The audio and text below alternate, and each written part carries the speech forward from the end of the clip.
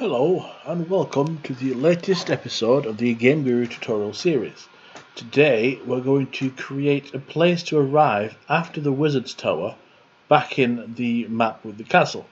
Now, if you remember from the last video, you exited the Wizard's Tower through the side passage to a teleporter, so we won't be coming back this way. In fact, this way would have been destroyed by the landslide when we first left, so we are probably going to destroy this arch as well in case the player comes back here to try and get back into the forest. I'm going to have the player re-emerge in a burst of magical fire here in the forest, here, an arbitrary location. So I'm going to press tab to see through the trees. As you can see, it's a lot easier to see when there's no leaves. I'm going to take marker and start marker and place it here. I'm then going to paint terrain. I'm preparing texture painter, and I'm going to change the floor to something other than snow. So just this for now, like so, like that. Now I'm also going to change the terrain type because I want this to change from icy snow by the time we get back. So in order to do that, I'm going to test game, and then in the test game environment, I'm going to tab and then change the terrain directly from the window. So I'll also have to remove the grass as well. So tab, and then we'll go from ice to desert. I want this to be a barren, kind of a dry, forbidding landscape now. So we'll look around and yeah, it seems quite dry and forbidding. And I'm going to change the grass too. So tab, brown sticky can now become weedy. Nope, that's not weedy enough. Not weedy enough. Nope. Nope. Grass maybe. Oh, I think we're getting there now. Grass 2. No. No. No.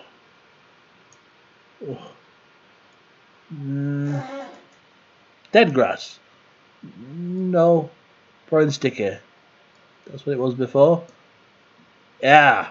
That's better. I like that a little better. So, we've changed the terrain type. We've changed the foliage type. And I'm going to go back and I'm going to remove the grass from this little patch I've created by selecting paint grass, holding down shift and drawing out the grass. To show this has been the site of magical action as well, I'm going to go to entities, scroll down and look for the fire that I use for the goblins pits, and I'm going to place some fire down around the edge of my circle, or the idea being that the teleporter caused like a flame nova to erupt as I landed. So when I enter the level from the Wizard's Tower, it's like boom, and it's like the tree's on fire. I can fix that later.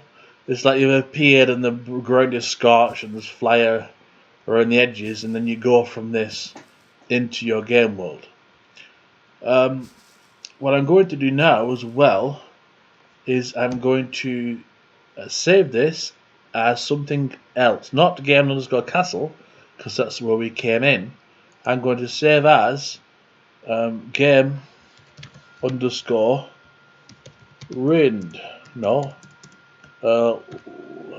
castle 2. Not terribly informative, but it does the job of creating a unique identifier for this scene. If I press T and E, I can just get that off my cursor, and I'll find the thing in the tree later. I just want to link these wind zones. Oh, no, before I do that, I'm going to go over here. I'm going to hit, what am I going to hit? It's going to be terrain mode, no. Waypoint editing mode P. I'm going to hit P so I can move these around. In fact, I don't need to, just E, get the entire zone, and delete. That gets rid of it. As for this, I'm going to get rid of that. Delete. I'm going to get rid of these two. And I'm going to come back once I've done a rock slide in the other map and put one here. So that blocks off that access. I'm also going to destroy the fishing village, because this has been raided by goblins in the time I've been gone. I'm going to delete these guys here. I'm going to replace them with aggressive goblins. That's just as simple as deleting the farmers. There they go. Bye bye farmers. And finding my goblins. Actually, that's orcs. And just placing the orcs on the waypoints. And they should then take over from the farmers. So I'll do a quick save. Bearing in mind these orcs will be highly aggressive, so they'll come charging at me as soon as I get close to them. Saving. And then I'm going to test the game to make sure they are indeed following the way-paths. So, test game. I'll appear in the burned forest ring. I'll run over to the castle and then see what the orcs are doing.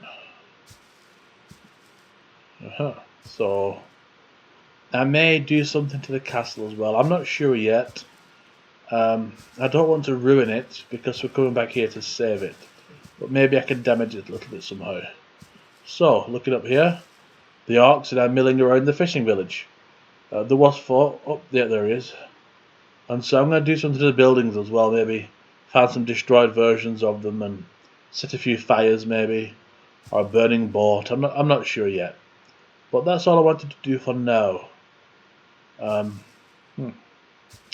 I'll also add more goblins around here and make them all aggressive. So you have to fight your way through.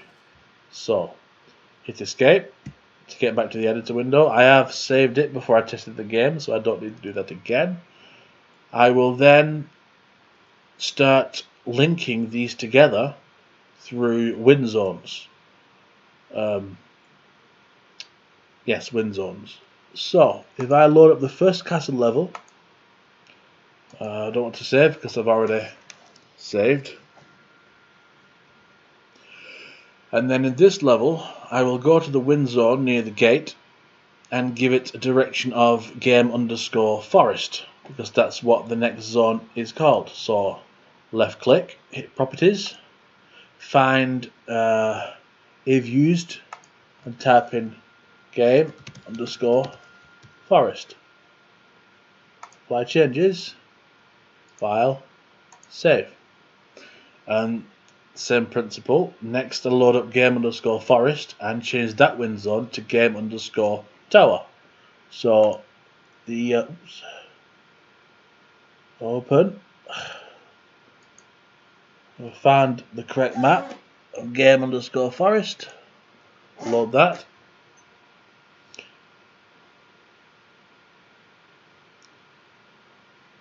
And once it's loaded, I will go to the win zone which I've created in the form of a teleporter. Or rather, I will create a win zone over what I'm using as a teleporter. So markers, scroll down to win zone, which is here. I'll place it down. Press P to move the edges of the win zone to encompass the teleporter. And press E to get back to the entity window. I'm going to have to move. No, I don't. I can do that. Properties. If used, game_tower. Apply.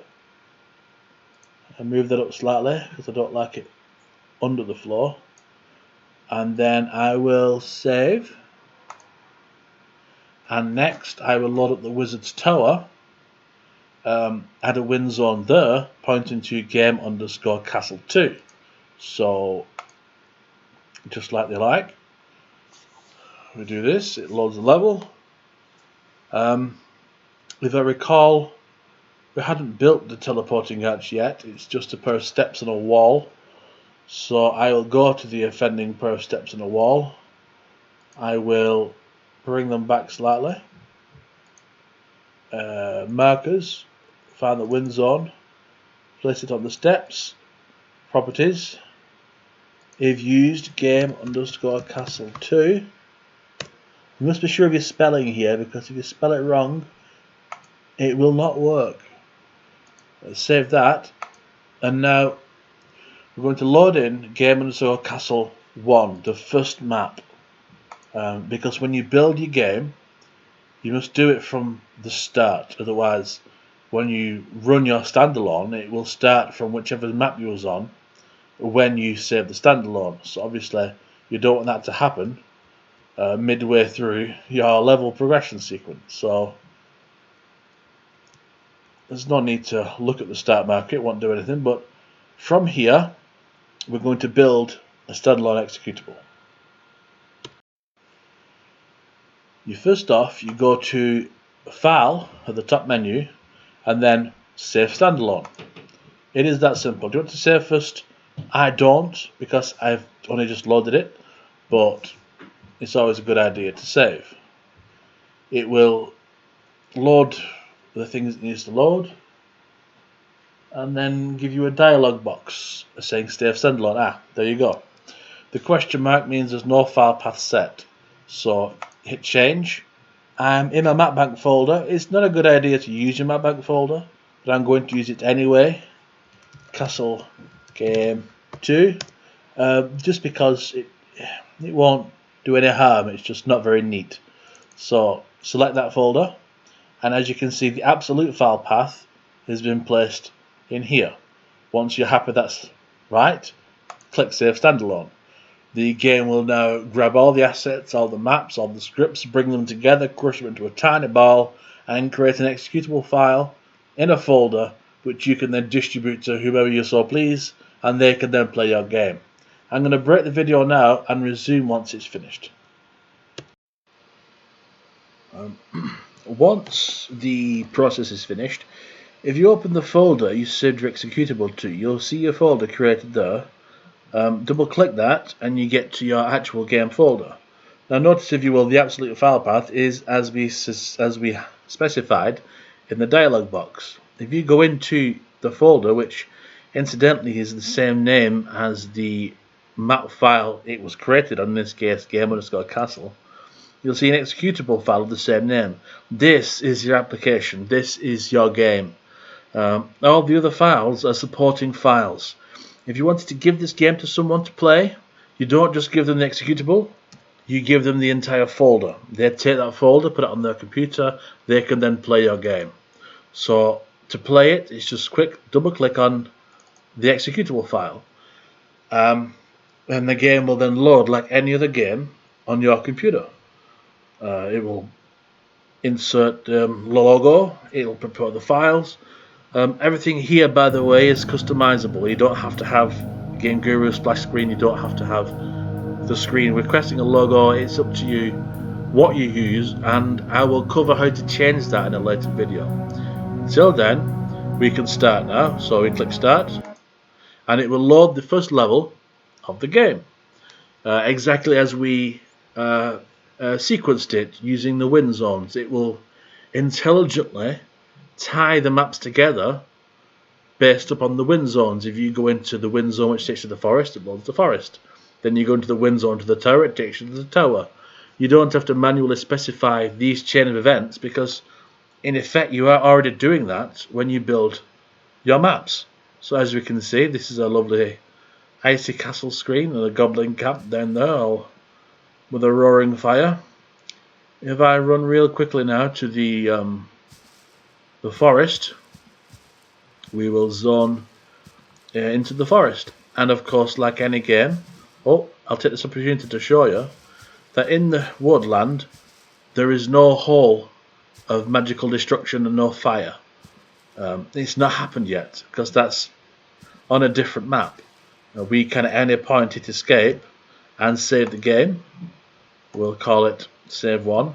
Now if we went over here and thought I didn't want to do that, we can hit escape, load the game, and load in our position. So we can walk and walk and walk and carry on until we get to the win zone. This will take us to game_forest. So as we're approaching, it will fade to black and load the next part of the game, which, as I've said about 6 times, is the forest. In the forest, we will then see the truncated map that we made, because I cut the forest in half for these purposes. You won't see the landfall because the landslide, because I've not made it yet. You won't see any cool effects in the teleporter because we've not put those in yet. This is just a test to make sure that our wind zones take us where we want them to take us. I mean, this will just go straight off the map. There's nothing here to stop us doing that. So we as developers have to put things in the path of the player to make them go where we want them to go. But this is all I want to... Now, if you see this, okay, this is interesting. If you see a shadow on the floor, but there's nothing there, notice, if you will, the shape of the shadow. This is actually the baked light map of the earlier level when we had a tent here and a barrel just in front of the tent and some beds inside it. To resolve this, we have to rebake the light map using the lights in our new revised scene. As far as the light map is concerned, there's still a tent here, so those are the shadows. And it'll still show the shadows of the roof that this cave used to have. So it's a very shadowy cave with no roof. But that's my fault. We need to put lights in this scene and rebake the light map. That's all that is. Nothing to worry about. Now we have a wind zone on here which will take us to the tower. So we stand on the teleporter. It fades out. It loads in the next screen, which is the wizard's tower. If memory serves, the start marker is in the dead center, so we should appear in the center of the wizard's tower with this lovely magical purple fog, and then we would do whatever it is we're doing here, collecting the magic object, fighting the evil monster, picking the magical herbs. And as you can see, I actually don't think we've gone through this in this video yet. The actual player walkthrough of this works nice on this because I put rocks here to break up the line of the cliff, and those plus the trees plus the fog makes a very nice scene. There's no harsh abrasive lines in the environment. It looks natural. I like that. I think this scene would benefit for some small creatures or critters. Some innocuous monsters which don't attack you, just do their own thing, they run away. So that might be something we could do in this scene to give it more life and personality. Maybe throw some sound zones around here, or even an entire music file with some foresty kind of creatures or some soft twinkling kind of ambience music. Because at the moment it's just my voice droning on in the background, but a good ambient track and random sound effects to fit the scene works wonders for any game. So assuming and making sure trees don't poke through the wall. This tree is obviously too close to the building. I'd have to move the tree because I'm not about to move the building. So assuming we've done everything we need to do here, we would then make our way to the teleport out, which should take us back to the castle. But unlike the castle that we left, which was locked in an eternal winter or a magical cold snap, we now appear in the wizard's circle. The wizard teleporter has brought us back home to the castle. There's fires burning on the edges of the pod. So we come out, and the goblin camp's still over there because we've not done much to change it. Except this time, the fishing village is infested with orcs. Now, I don't have a weapon, so I'm not going to go over there because they will chase me. What I will do is I'll run up to the top of the castle and have a look at them, noting as I go that the ice has melted and it's now a dry desert, not very nice at all. So we get to the top and we see orcs infesting the village, as they do, and there it is. That is, in short, well, not so short, a good example of using wind zones to string maps together to tell a story. In the next video, I'm going to go into that story a little bit more, excuse me, and try and add some special effects that are just beyond the norm, but still quite easy to do and very rewarding visually for the player. So until then, I shall say bye-bye, and I shall see you next time.